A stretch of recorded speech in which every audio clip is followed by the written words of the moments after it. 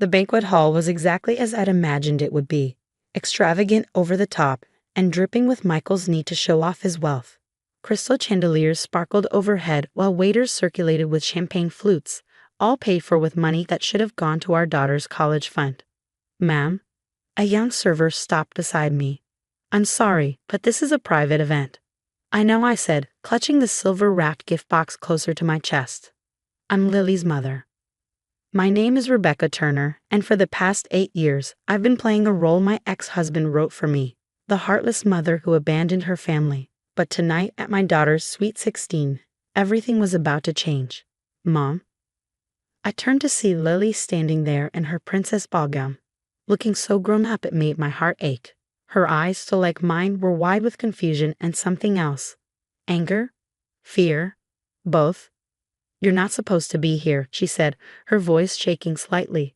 "Dad said." "I'm sure he did." I held out the gift box. "Happy birthday, sweetheart." Before she could respond, Michael materialized beside her, his arm going protectively around her shoulders. He looked exactly as I remembered: expensive suit, perfect hair, and that smile that had once charmed me and now made my skin crawl. "Rebecca," he said, his voice dripping with fake concern. "This is a private party. I thought I made it clear you weren't welcome." I met his gaze steadily. "Our daughter turned 16 once, Michael. I wouldn't miss it." "Our daughter." He laughed, but I caught the flash of worry in his eyes. "You gave up that right when you walked out on us. Right, princess?" Lily nodded, though I noticed she was still staring at the gift box in my hands. She'd always been curious, even as a little girl. Some things never change. "At least let me give her my present," I said, holding out the box. "Then I'll go." Michael started to object, but Lily reached for the gift before he could stop her. Always his biggest fear, losing control of the narrative he's so carefully constructed. "Fine," he snapped. "Open it quickly so your mother can leave. We have guests waiting." Lily carefully unwrapped the silver paper, lifting a lid of the box. Inside was a single USB drive and a letter, both nestled in white tissue paper. She looked up, confused. "What is this?" "The truth," I said simply. "About why I really left 8 years ago. About where the money from the sale of our house went. About everything." Michael's face went pale. "Lily, give me that." But our daughter had already pulled out the letter, her eyes scanning the first few lines. I watched as her expression changed from confusion to shock. You see, Michael hadn't counted on one thing when he forced me out of our daughter's life: that I would spend every day of those 8 years gathering evidence, building a case, and waiting for the perfect moment to reveal everything.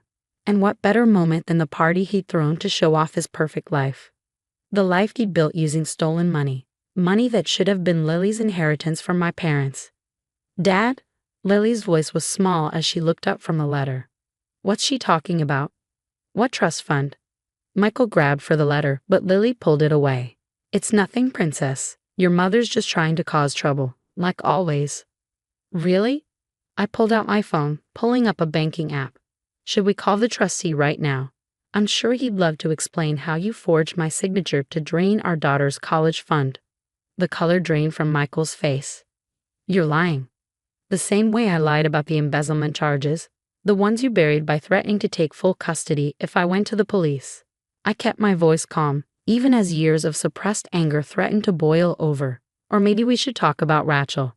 "Who's Rachel?" Lily asked, still clutching my letter. "Your father's girlfriend. The one he was seeing while I was taking care of my dying mother. The same one who's now his business partner, living in the house my parents left me." Michael grabbed my arm, hard enough to leave bruises. "Outside. Now."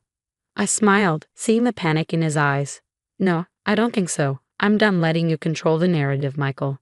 Done letting you poison our daughter against me with your lies." Around us, party guests were starting to notice the tension.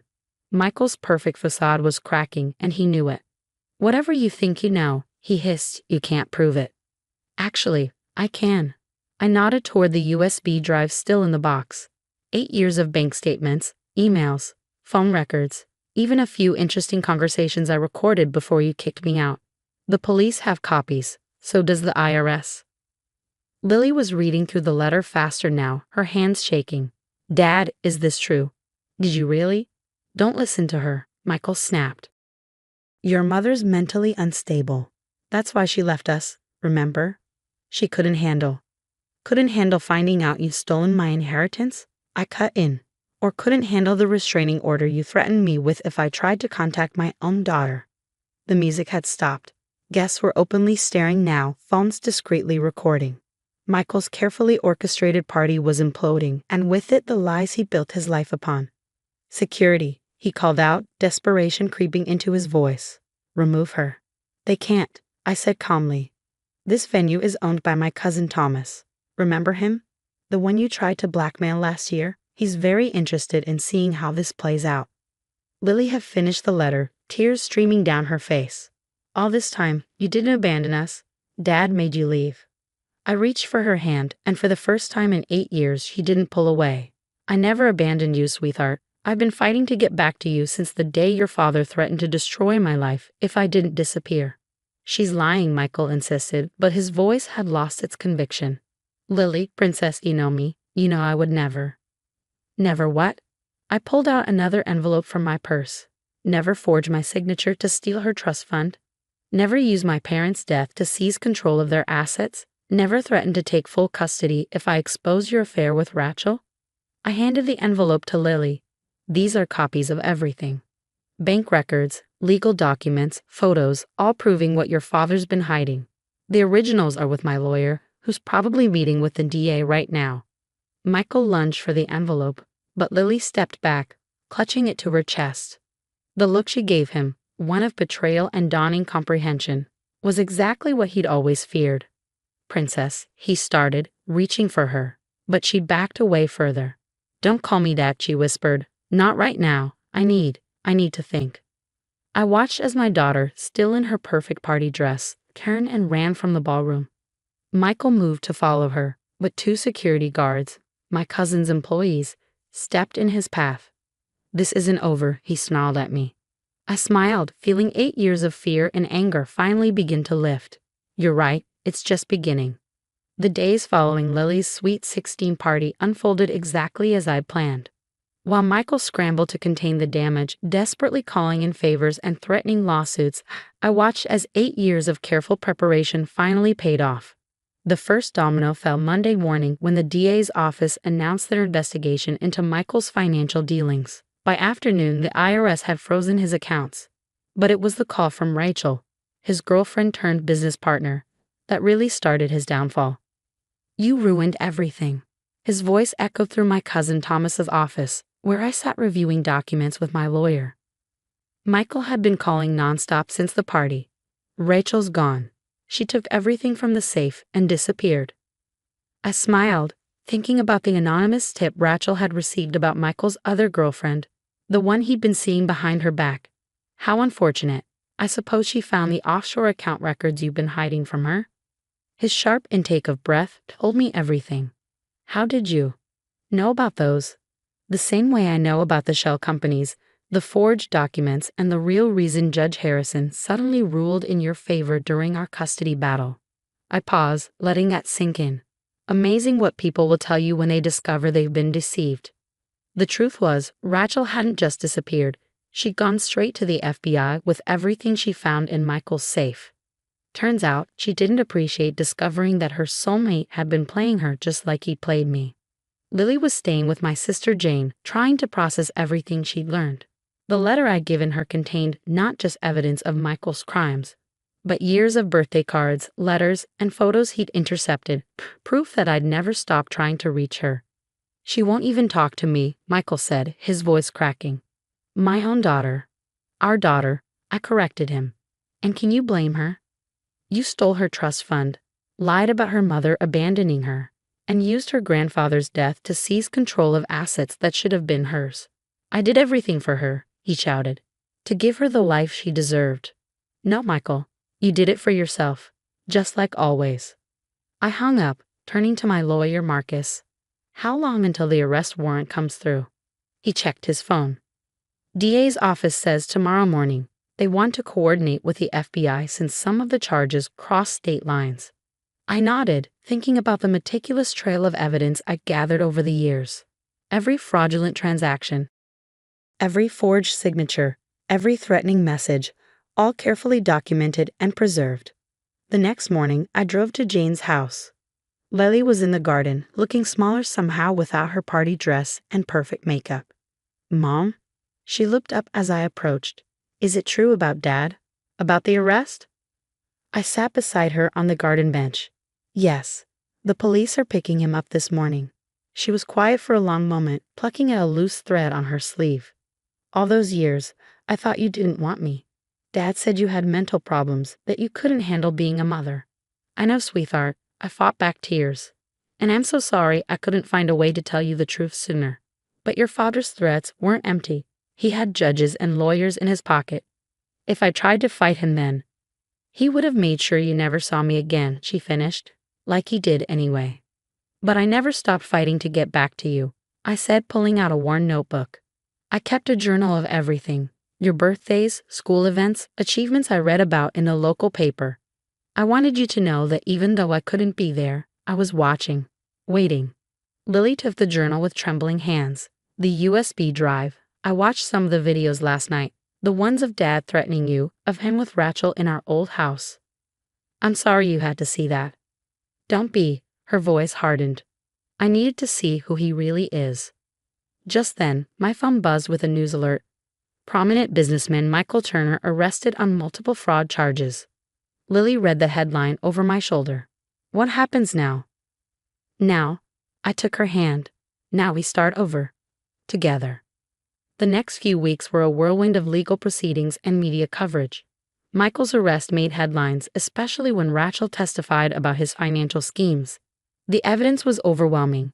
Decades of fraud, manipulation, and corruption laid bare for everyone to see. But the real story wasn't about Michael's crimes.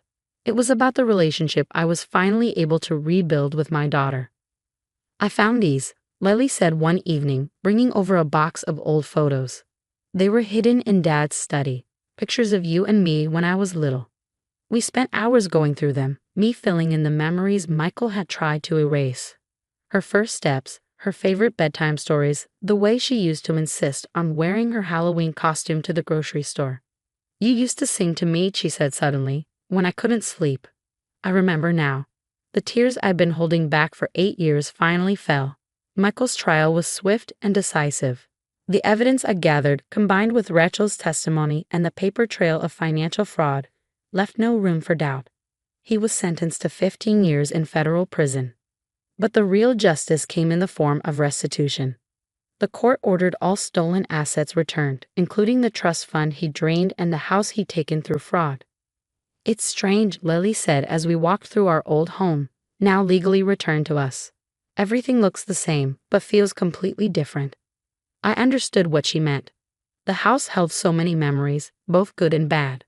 But now we have the chance to make new ones, on our own terms. The media eventually lost interest in the story, moving on to newer scandals. But in our community, the whispers continued. The same people who had believed Michael's lies about me, who had shunned me as the unstable mother who abandoned her child, now had to face the truth. "Mrs. Peterson apologized today," Lily told me over dinner. "She said she should have known better than to believe Dad's stories about you." I thought about all the times Margaret Peterson had crossed the street to avoid me, how she warned other parents not to let their children play with Lily if I was around. "People believe what they want to believe," I said, "especially when the truth is uncomfortable." 6 months after Michael's arrest, Lily and I sat in the garden of our reclaimed home, planning her delayed college applications. The trust fund he'd stolen had been restored, with interest, ensuring her education was secure. "Mom," she looked up from her essay draft. "How did you do it? Keep fighting all those years without giving up." I thought about the long nights documenting evidence, the quiet tears as I missed another birthday, another Christmas, another milestone in my daughter's life. "Because I knew someday you'd learn the truth," I said simply. "And I wanted to make sure that when that day came, you'd understand that not fighting for you was never an option." She hugged me then, something that was becoming wonderfully common. "I'm sorry I believed him for so long." "Don't be. You were a child, and he was your father. He took advantage of that trust. The important thing is that we're here now." Later that evening, As I sat in my study going through old papers, I found the first piece of evidence I'd ever gathered against Michael. A bank statement showing the initial transfer from Lily's trust fund. I remembered the moment I discovered it, the sick feeling as I realized what he'd done. That single document had started everything. My careful documentation, my quiet investigation, my patient wait for the perfect moment to expose his lies. Michael had thought he'd won, that he'd successfully written me out of our daughter's life. Instead, he'd underestimated the one thing stronger than his greed and manipulation, a mother's love for her child. Now, as I listened to Lily playing piano in the living room, something she'd recently started again after years of Michael discouraging it, I felt a deep sense of peace. The road ahead wouldn't be easy. We had years of healing to do, trust to rebuild, memories to reclaim. But we would do it together, free from Michael's lies and manipulation. Sometimes the best revenge isn't about destroying someone else's life. It's about reclaiming your own. The journal I kept during those 8 years sat on my desk, its pages filled with letters to Lily that I'd never been able to send. But now finally, I could close it. We didn't need letters anymore. We had something better. We had each other. And that, more than any revenge or justice, was what I'd been fighting for all along.